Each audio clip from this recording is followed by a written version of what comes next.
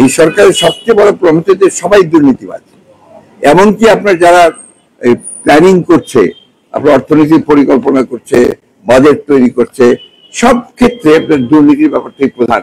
এবং এত বেশি দুর্নীতি করেছে যে এখন আপনার একটা ডেট ট্র্যাপে আমরা পড়ে যাচ্ছি আর কি, ঋণের যে ট্র্যাপ, সেই ফাঁদে আমরা পড়ে যাচ্ছি। এবং সেই ফাঁদে পড়ে যাওয়ার কারণে তারা এখন চতুর্দিক থেকে আপনি এটা চেষ্টা করছে একটা আরেকটা ঋণ নিয়ে একটা ঋণ শোধ করা, একটা ঋণ নিয়ে আরেকটা ঋণ শোধ করা, এইভাবে চলছে। কারা করে একটা ঋণ নিয়ে আরেকটা ঋণ শোধ করে? কারা? দেখবেন সব জায়গাতেই যারা ব্যর্থ হয়ে যাচ্ছে, আপনার ঠিক মতো চালাতে পারছে না, তাদেরকে কিন্তু এই কাজটা করতে হয়। আমাদের সমস্ত আন্দোলন আমরা শান্তিপূর্ণ করি, আমাদের শান্তিপূর্ণ আন্দোলনের বাইরে নাই। আমরা গণতান্ত্রিক আন্দোলন করি, গণতন্ত্রে বিশ্বাস করি।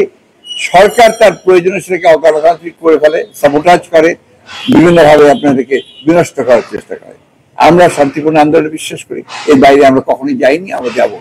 যে চেঞ্জটা এসছে, এটা আমরা মনে করি যে ঢাকা মহানগর বিএনপির জন্য একটা ভালো চেঞ্জ এসছে। এটাকে আমরা দুই ভাবে দেখি। একভাবে দেখি যে দেশের যে মূল সমস্যাটা, সেটাকে ডাইভার্ট করার জন্য এই ধরনের আন্দোলনকে তৈরি করা হচ্ছে, এটা আমরা একদিক থেকে দেখি। তো ছেলেদের যে দাবি, এই দাবি আমরা বলেছি আমরা সমর্থন করি। এটা অত্যন্ত যৌক্তিক দাবি, এটাকে আমরা অযৌক্তিক বলার কোনো কারণ নেই।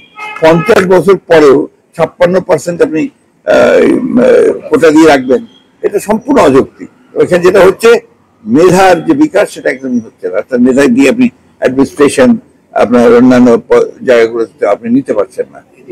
একটা বড় ক্ষতি হয়ে গেছে সেগুলো। শিক্ষকদের ব্যাপারটা তো অত্যন্ত যুক্তিসঙ্গত, কারণ আপনি এর আগে একরকম কথা বলেছেন, এখন করছে বলেছে যে যারা আপনার পেনশন পায় তাদের জন্য দরকার নেই, যারা বাইরে পেনশন পায় তাদেরকে নিয়ে আসতে পারে। ঐচ্ছিক, কম্পালসারি না, এখন তো ঐচ্ছিক করে দিয়েছেন। কারণ হচ্ছে যে সরকারের আর্থিক ক্ষেত্রে যে দুরবস্থা, তাদের টাকা পয়সা সব শেষ হয়ে গেছে বলা যায়, সেইখানে তারা এখন বিভিন্ন জায়গা থেকে সেই পানি নিয়ে আসবে। যেমন আপনার অটোনমাস বডিগুলো, অনেকগুলো অটোনমাস বডি আছে যাদের সারপ্লাস মানি ছিল, বহু টাকা আপনার তাদের কাছে ছিল, সেগুলো নিয়ে নিয়েছে গভর্নমেন্ট, কোথাও কিছু বাকি রাখছে না, সবকে নিয়ে ফেলছে। আমরা কখনোই এই ধরনের আন্দোলন দেওয়ার প্রশ্ন থাকে, আপনার নিজস্ব তাদের একটা প্রফেশনাল আপনার সব বিশ্ববিদ্যালয় শিক্ষকরা করছে, ছাত্ররা করছে, আমরা এখানে ইন্ধন দিতে যাবো কেন? প্রশ্নই উঠতে পারে না। তবে যেটা সত্য সেটাকে সত্য বলবো, যেটা যৌক্তিক সেটাকে যৌক্তিক বলবো, এটা আমরা সবসময় করছি। তো দেশের মানুষ যে এখনো আপনার তাদের দাবিটা, অন্তত তাদের স্বার্থে যে তারা এখনো ঐক্যবদ্ধ হয়, সেটা আমাদেরকে বরঞ্চ অনুপ্রাণিত করে।